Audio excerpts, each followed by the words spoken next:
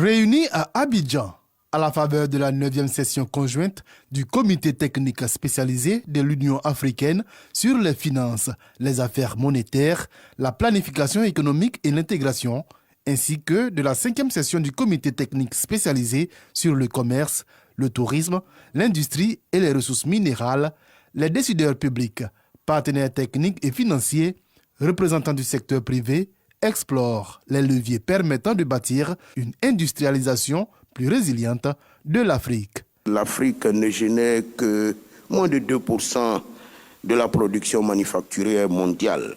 Nous devons donc intensifier nos efforts en faveur de l'industrialisation en tant que principal levier de création de valeur ajoutée et de diversification de nos économies. Au-delà des politiques publiques, les participants insistent sur la nécessité de mobiliser davantage de capitaux pour soutenir la transformation industrielle du continent.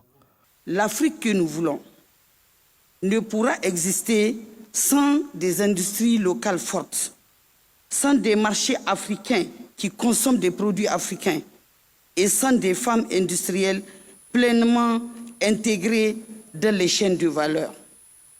Représentant le Premier ministre, le ministre de l'Économie, des Finances et du Budget a appelé à des recommandations concrètes afin de renforcer les capacités de financement et d'accélérer l'industrialisation durable du continent.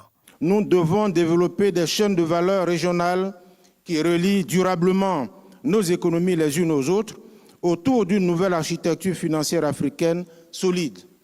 Car aucun pays africain ne pourra à lui seul couvrir l'ensemble des besoins de financement d'une industrie moderne. Ces travaux de 48 heures doivent déboucher sur des propositions communes destinées à faire du financement de l'industrie un levier majeur de l'intégration et du développement durable de l'Afrique.